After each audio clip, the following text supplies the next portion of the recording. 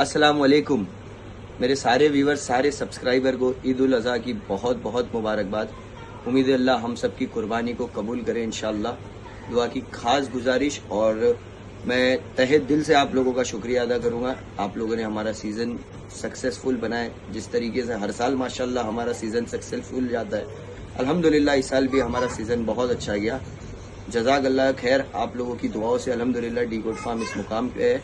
इंशाअल्लाह ताला हम लोग हर साल आप लोगों की खिदमत में हाजिर रहेंगे। दुआ की खास गुजारिश। अस्सलाम वालेकुम।